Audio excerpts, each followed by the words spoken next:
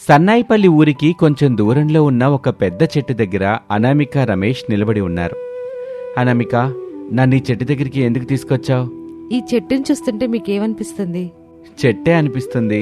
అది కాదండి, ఈ చెట్టు మీదే మనం పూరీలు కట్టుకోవాలి. రమేష్ ఆశ్చర్యంగా చూశాడు. అవునండి, నేను చెప్పింది మీరు విన్నది కరెక్టే. ఈ చెట్టు మీద మనం పూరీలు కట్టుకోవాలి. ఆలస్యం చేయకుండా ఇంటి పని మొదలు పెట్టాలి. ఇప్పుడు మనం ఊళ్ళో ఉంటున్న ఇంటిని ఏం చేద్దాం మరి? ఆ ఇల్లు అక్కడ ఉంటుంది, ఈ ఇల్లు ఇక్కడ ఉంటుంది. నాకు 2 ఇల్లులు వద్దనామిక, ఉన్న ఇల్లు చాలు. పద వెళ్దాం. నా మాట వినండి. ఈ వర్షాకాలం, అందులో మన ఊరు లోతట్టు ప్రాంతంలో ఉంది. వరద ఖచ్చితంగా వస్తుంది. ఊరు మొత్తం మునిగిపోతుంది. అప్పుడు మనం ఎక్కడికి వెళ్తాం చెప్పండి? నువ్వెన్ని చెప్పినా నేను వినను అనామిక. ఇంటికి పోదాం పదా అని రమేష్ అనామిక చెప్పేది వినిపించుకోకుండా అక్కడి నుంచి ఇంటివైపు నడుస్తూ ఉంటాడు. అనామిక అయిష్టంగా అతని వెనకాలే నడుస్తూ తనలో తాను మావయ్యకి చెప్తే అర్థం చేసుకుంటాడు, సహాయం చేస్తాడు అనుకుంటూ వెళ్తుంది. ఇంటి అరుగు మీద కూర్చొని ఉండగా శారద ప్రసాద్ దగ్గరికి వచ్చింది. యావయ్యా, చెప్పు శారదా. పూరిల్లు గురించి కోళ్ళేమని చెప్పిందా? పూరిల్లా? అదెక్కడిది శారదా? అయినా ఆ ఇంటి గురించి కోడలు నాకేం చెప్పాలనుకుంది? ఈ వర్షాకాలంలో వరద వస్తుందని భయపడుతుంది. అందుకే ఊరికి కొంచెం దూరంలో ఉన్న పెద్ద చెట్టు మీద పూరీలు కట్టుకుందామని అంటుంది. మన కోళ్ళ ఆలోచన అయితే బానే ఉంది కదా శారదా. వరదల సంగతి ఎవరికి ముందుగా తెలియదు.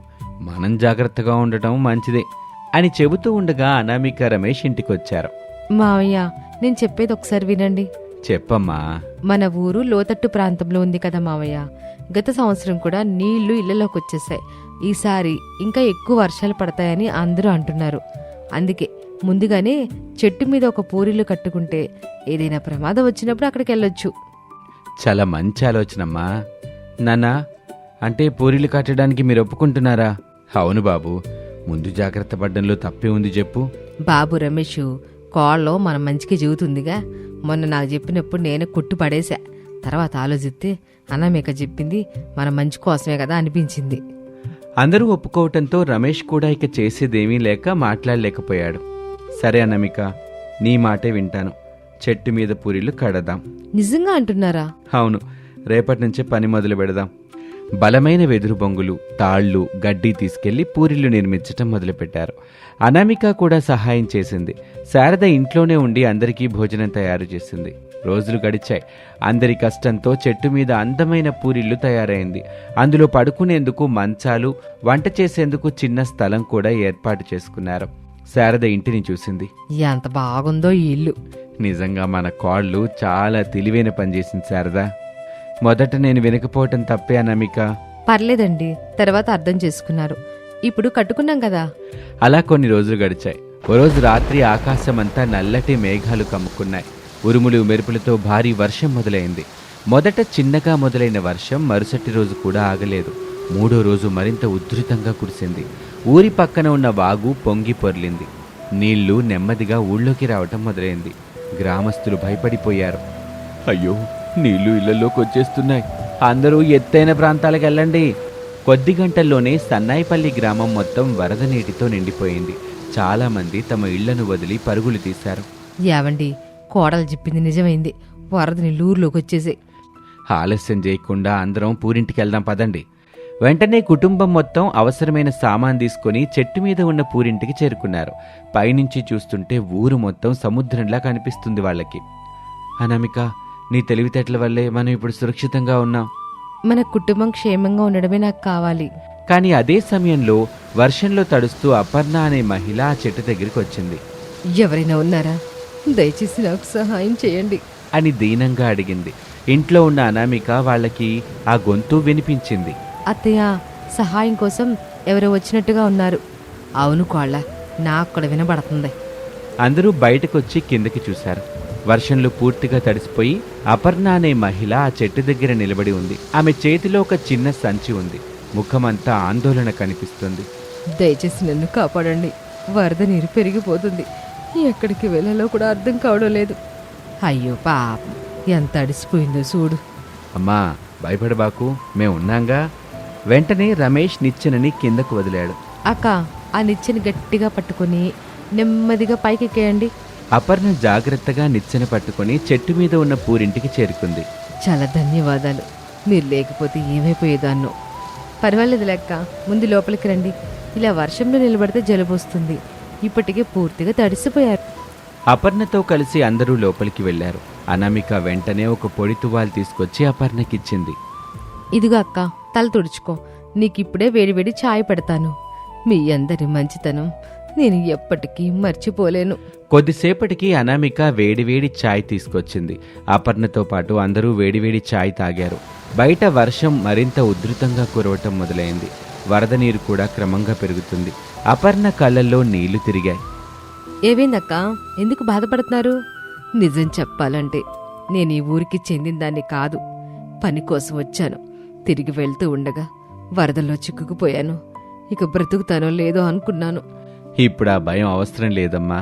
ఈ వర్షం తగ్గేదాకా నువ్వు మా కుటుంబ సభ్యురాలివి. నిశ్చింతంగా ఉండు. ఏమంటావు శారదా? అవునా పర్ణ, భయపడబాక.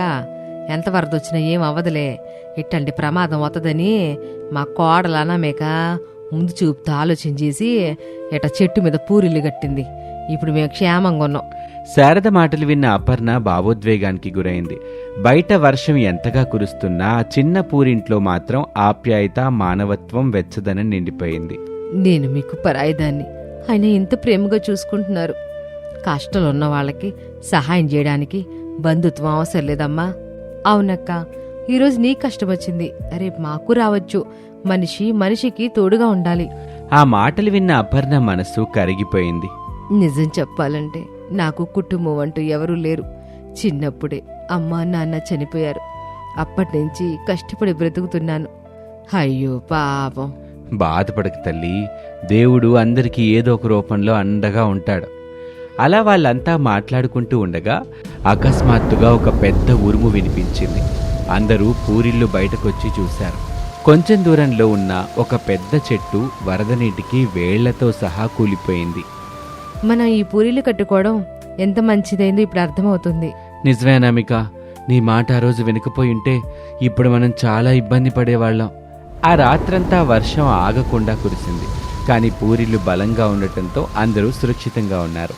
మరుసటి రోజు ఉదయం, అయ్యో వర్షం ఇంకా తగ్గలేదు. కానీ నీళ్లు ఇంకా పెరగటం లేదులే. బహుశా వరద తగ్గటం మొదలయ్యుండొచ్చు. అప్పుడే అపర్ణ తన సంచిలో నుంచి ఒక చిన్న పెట్టి తీసింది. అదేంటక్కా? ఇందులో నా జీవిత పొదుపుంది. ఎన్నో ఏళ్లు కష్టపడి దాచుకున్న డబ్బు. ఇలాంటి పరిస్థితిలో దాన్ని కూడా కాపాడుకున్నారా? అవును, కానీ ఈ డబ్బు కంటే మీరందరూ నాకు చేసిన సహాయం గొప్పది అని చెప్పి అపర్ణ ఆ పెట్టెను అనామిక చేతిలో పెట్టింది. అయ్యో, ఇదెందుకిస్తున్నారు? నేను కష్టంలో ఉన్నప్పుడు ఆశ్రయమిచ్చారు, నా ప్రాణం కాపాడారు. ఇది నా కృతజ్ఞత. వద్దక్క, మీ డబ్బు కోసం సహాయం చేయలేదు. అవునమ్మా, నీ డబ్బు నువ్వే ఉంచుకో. కానీ మాకు కావాల్సింది మీ సంతోషం మాత్రమే. అపర్ణ ఆశ్చర్యంగా వాళ్ళని చూసింది. ఇలాంటి మనుషులు ఇంకా ఉన్నారా అనుకుంది. మీలాంటి మంచి మనసున్న వాళ్ళని నేనిప్పటి వరకు చూడలేదు. ఇప్పుడు చూస్తున్నారు కదా అత్తయ్య. నేను వెళ్ళి అందరికీ వంట చేసేస్తాను. సర్లే కోళ్ళ. అనామిక ఆ ఇంట్లో ఏర్పాటు చేసుకున్న పొయ్యి దగ్గర వంట చేయటం మొదలుపెట్టింది. శారద, అపర్ణ, ప్రసాదు, రమేష్లు మాట్లాడుకుంటూ ఉంటారు. అలా సమయం గడుస్తూ ఉంటుంది. 1 గంట తర్వాత అనామిక చేసిన కమ్మని వంటలతో అందరూ కడుపు నిండుగా తిన్నారు. ఇక అప్పటినుంచి అపర్ణ వాళ్లతో కలిసిమెలిసి సంతోషంగా జీవించసాగింది.